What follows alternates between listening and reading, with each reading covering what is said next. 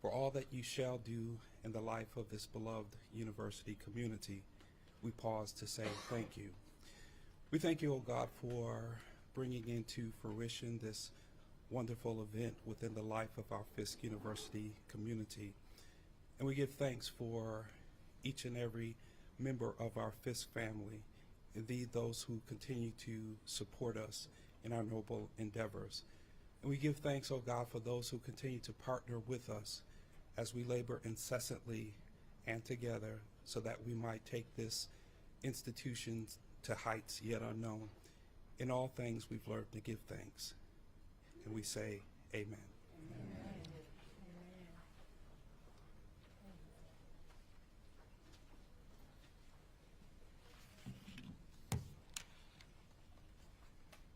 Good afternoon.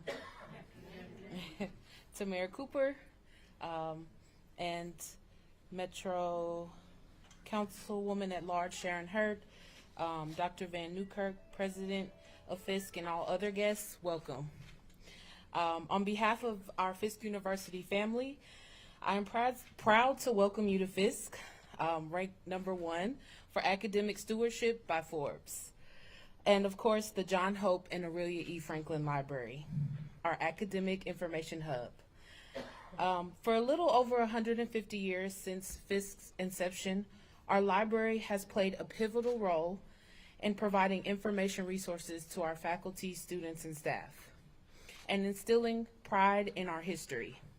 Since 1929, our Special Collections and Archives, first known as the Negro Collection, has and continued to be one of Nashville and Tennessee's and the nation's most comprehensive and significant repositories of African and African American history and culture.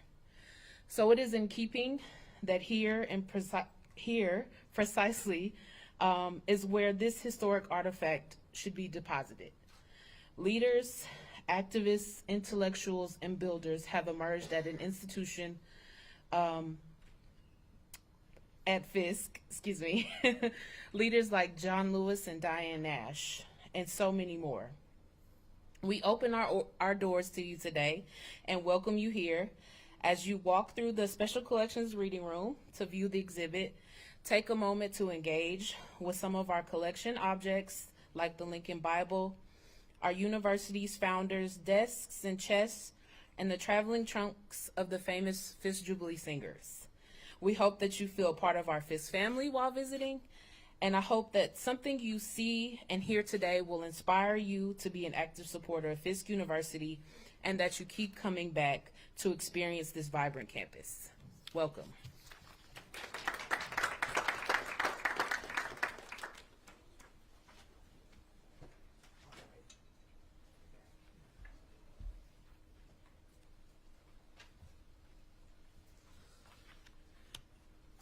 I'm so thankful that everyone's here today. As a child of the civil rights movement and as a lynching historian, I find that it's very important that we remember the past and that these artifacts are not stored and put away, but things that we use to remember the past. And so for us at Fisk University, we're just thankful that this exhibit and this artifact is being given to the university because it means more to us, not just for its historical significance, but for its learning treasure for our students and for all who come to this university. So with that, I want to say thank you to all who made this happen. We believe in the past. We believe the past will give us a trail to the future. And this is going to be one of those artifacts that will help us to understand where we're going and where we've been. So thank you.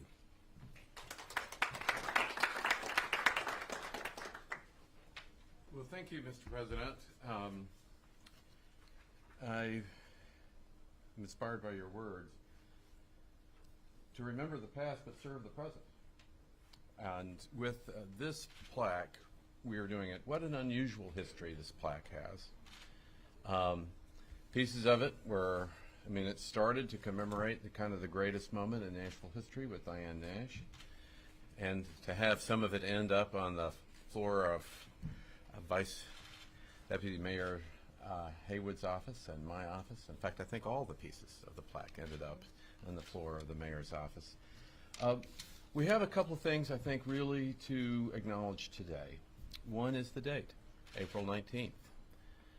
1960 is the moment of the bombing of Alexander Luby. I think Alexander Luby is the greatest Nashvilleian in the 20th century. And his support for many things, including Metro, has made us the city that we are today. But it was his house being bombed that led to the march and the magnificent story about Diane Nash. And part of that is the role of Fisk University, Nashville's oldest university. The leadership that is provided to the country and President will be providing to the country with our students, being able to see things like the plaque as inspiration and guide before. But it's great to see everybody here, Justice Koch, Judge, Defender Johnson. A little bit about this plaque, I think, as it gets installed in the collection here. It was broken. The pieces were used to break into the courthouse windows to set fire to the courthouse in 2020. The pieces were collected. They're really part of a police exhibit used to prosecute the criminals that would use our most venerated plaque to destroy public property. But on that plaque has clearly the dates of April the 19th, 1960. Again, this is 62 years, all these years later, for Alexander Luby. And at that moment, let's just review the facts that are on the plaque. Several thousand marchers marched to the Metro Courthouse in protest of that senseless violence. Mayor Ben West was there, Diane Nash was there, a Fisk student at the time. She asked the mayor if it was wrong to discriminate against people based on the color of their skin, and West answered her. And he told the crowd that shop owners were wrong to sell goods.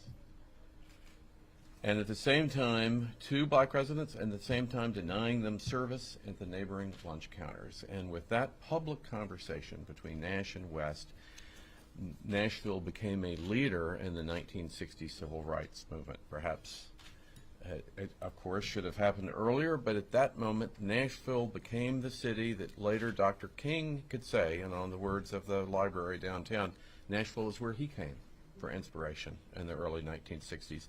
Every city in the country would wish that could be said about them, too. Now, in 1995, Diane Nash attended the dedication of this plaque by then Mayor Bill Bredesen to relive and honor her role in this whole process. And so it's a remarkable artifact that that plaque came from the dedication of Diane Nash all the way into this exhibit. And then this past winter, the council has changed the name of the plaza outside of the courthouse to the Diane Nash Plaza in her honor. But it is in remembering the past that we're going to serve the present and improve the future. We can do it with aids such as the plaque sitting here in front of us, those who were deeply involved in the events that led to its destruction and then ultimately its installation here. I think, Brenda, you and I look at it as direct inspiration of the community that has to heal and be served. And with that resolve, we go forward into the future. So my thanks to the bar associations that are, and K&L Gates Corp. that are making this installation possible, and then also to Fisk University, and to say to the President what I said before, our determination as a city, my determination as mayor, to bring to the Fisk environment the community, the investment by the city, starting with Burris Hall, to clearly place Fisk as the heart of Nashville and our most beautiful environment. And as this is the most important plaque in the history of Nashville, Jubilee Hall is our most important building. The story behind it, the aspirations for the future, the message that it contains, and the mission of this campus, our oldest university, is one that we have to treasure, revere, and use as inspiration to the bright future that we have ahead, but bright because of the strength of our institutions. Thank you all very much.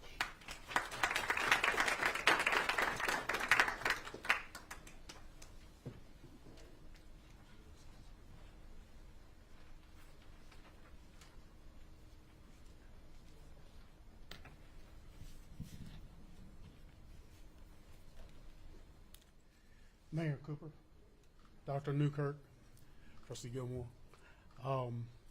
other distinguished members and guests. My name is Paz Haynes. I am a member of the Nashville Bar Association Board of Directors and a member of its special committee on race and equity.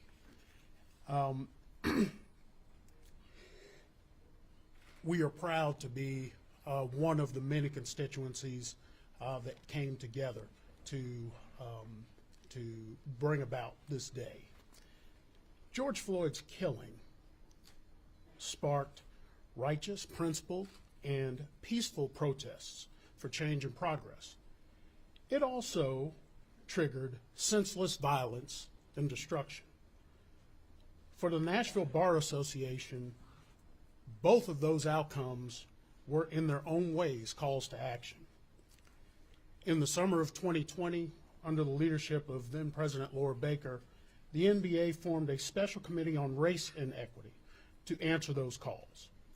The committee launched a series of initiatives to continue the constructive, difficult dialogue within the legal community that the George Floyd killing sparked nationally. This included town hall discussions, continuing legal education programs, and book clubs to provide an open forum for our members to discuss these important issues of race, diversity, and justice. But it was just as important for the committee to answer the destruction that took place not too far away here in our own community, at our courthouse. To us, that presented an opportunity to educate and raise awareness of how civil, peaceful demonstration, the exercise of constitutional rights, paired with legal advocacy, has been and still can be the path to progress and true justice. We believed that helping restore this memorial, this historic memorial, is a message that that legacy must be preserved and celebrated. The original memorial honored the sacrifices of students and volunteers, including Fiskites, who participated in the downtown Nashville sit-ins 6 decades ago, and the lawyers who defended their rights in court at a time when those students were denied service at lunch counters, and oftentimes their lawyers were denied equal treatment by their colleagues in the courts, and even denied admission to the NBA.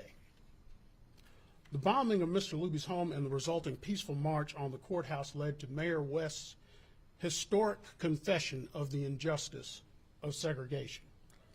The legacy of the peaceful exercise of constitutional rights and the defense of them through the legal process opened many doors in Nashville, and the Nashville Bar Association in particular. I am the second lawyer of my family to have served on the NBA board because of these doors being opened, and I'm proud that the association and its lawyers were part of this effort.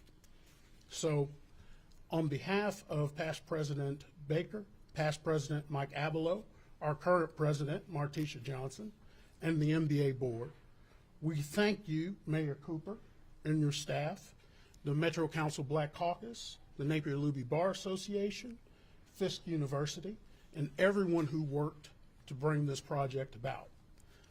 A special thanks to K&L Gates for sponsoring the project. Since opening here in Nashville, they've expressed a commitment to be an active citizen in the community, and as part of that commitment, became a full sponsor of this monument. So thank you, and thank you to the firm and to the members that came here today. Our work is not yet finished on the committee. Our working group, in collaboration with local artists like Fisk professor Jamal Sheets, have been working on a fundraising project to create a new, enhanced, and worthy memorial at the courthouse. That is still a work in progress, and details will be forthcoming in the near future. So stay tuned, and thank you.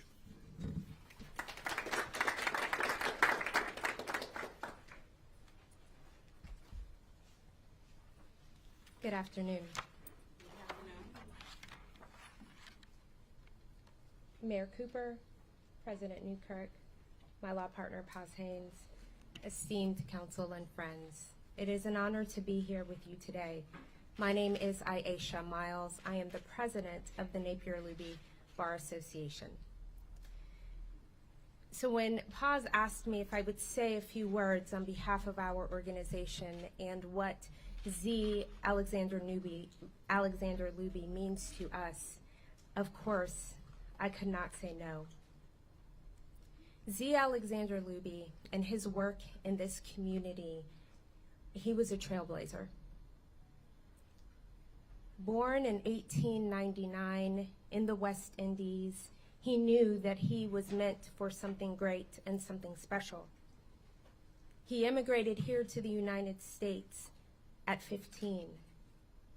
He then earned his undergrad degree from Howard University, his law degree from Columbia University Law School, and then came here to teach at Fisk University.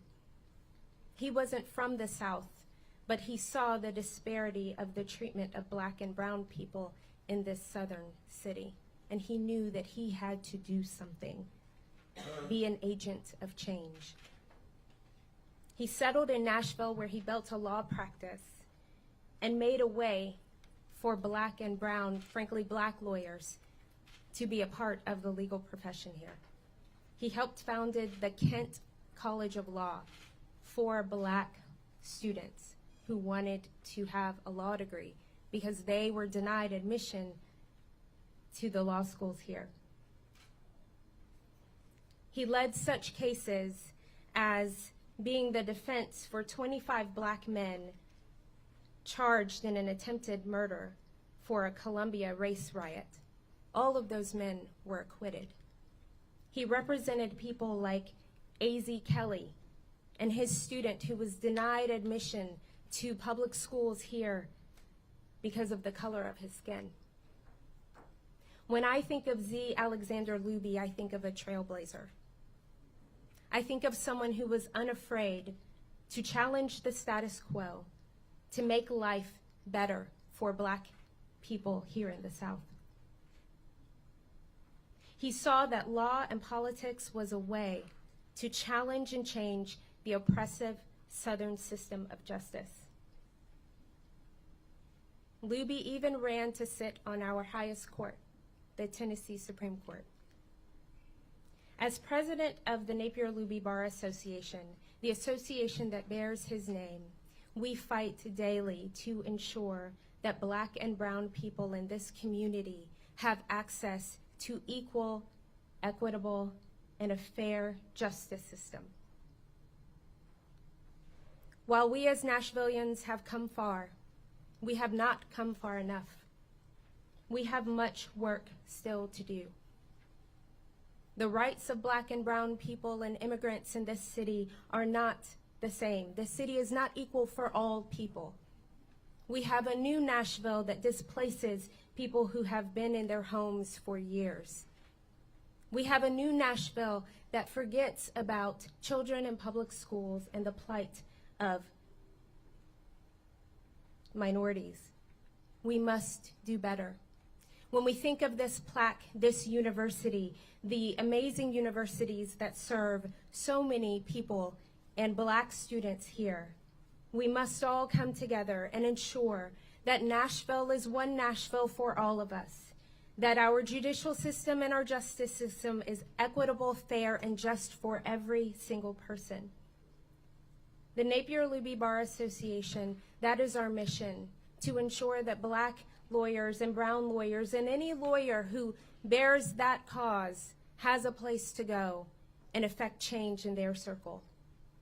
Thank you, K&L Gates, for remembering Z. Alexander Luby. Thank you, Fisk, for housing in this place his plaque. I believe that we as Nashville can move forward. I believe that we can be a just, fair, and equitable place for all of us. New Nashville must be inclusive for all Nashvillians. That is my charge.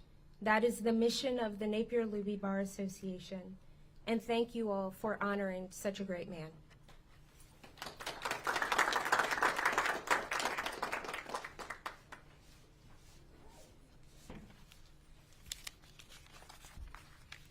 Good afternoon. My name is Gianni McDonald. I am an attorney at K&L Gates and an alumna of Fisk University, class of 2016. I'm honored to speak on behalf of my firm in recognition of this special collections project and the university's involvement in the Nashville sit-ins. It should be of no surprise that Fisk University was one of the headquarters of the Nashville civil rights movement. Leaders such as Dr. Martin Luther King Jr., C.T. Vivian, Reverend James Lawson, and Reverend Kelly Miller Smith Sr. have all convened on this campus as they spread the message of nonviolent desegregation. Students such as Diane Nash and John Lewis walked these hallowed grounds and studied in some of the same buildings that stand here today. Their courageous efforts as young people during the 1960s sit-ins forever changed the status quo of Nashville. Their work has given me the ability to stand here and speak before you today. Now, in 2022, Fisk University continues to be one of the drum majors for justice, always ready to inspire and encourage others to be unafraid in their stand for equality. The university has produced artists, executives, scientists, professors, physicians, and attorneys. As a global law firm, K&L Gates recognizes the importance of institutions like Fisk as they reflect our commitment to diversity, equity, inclusion, and the fight for civil rights. Further, K&L Gates is committed to supporting strong pillars in the Nashville community that amplify diversity and move us forward. We are honored to be here today, and we look forward to our work together in the future. Thank you.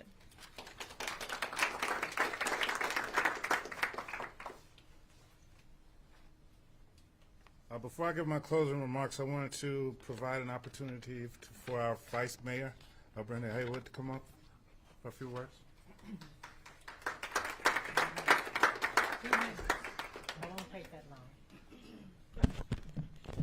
Good afternoon. First of all, I am the Deputy Mayor of Community Engagement.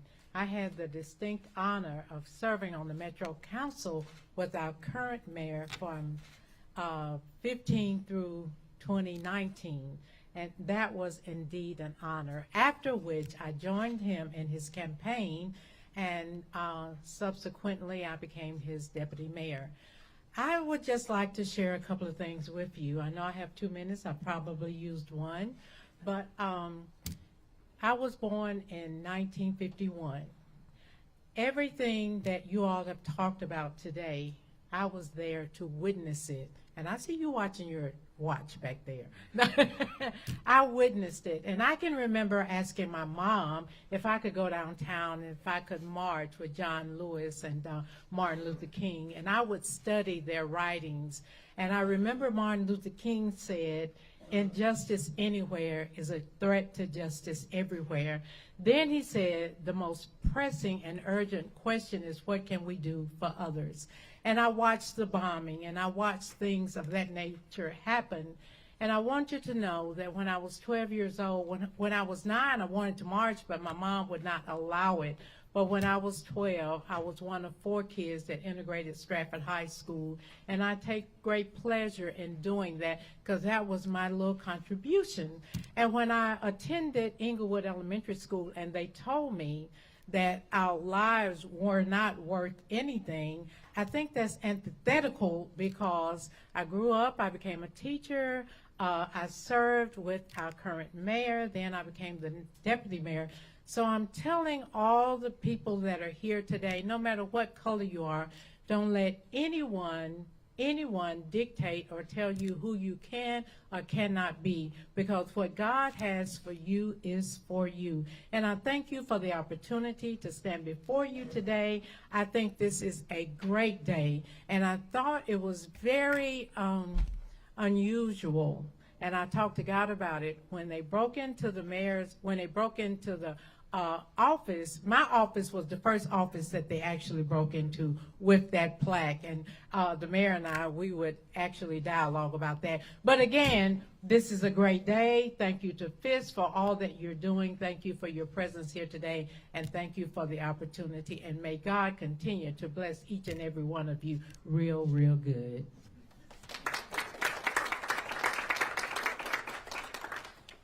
Well, this concludes our program and remarks about the new permanent exhibit donated to Fisk University, Special Collections and Archives.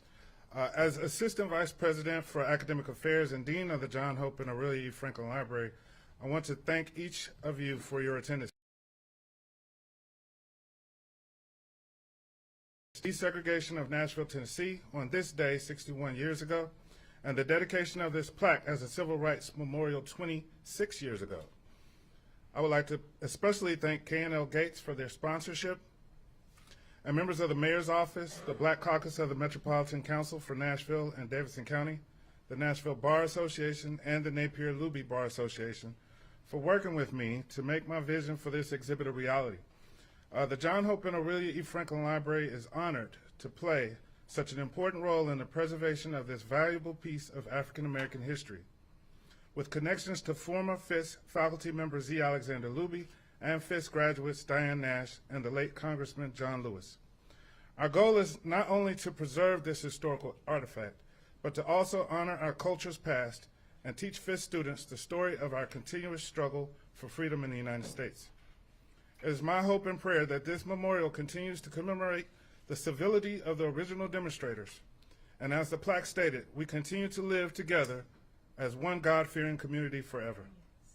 Now, I would like to invite all of our speakers, President Newkirk, Mayor Cooper, Vice Mayor, Deputy Mayor Haywood, come on around. I would like you all to go around. We're going to cut the ribbon, and we'll open up the exhibit.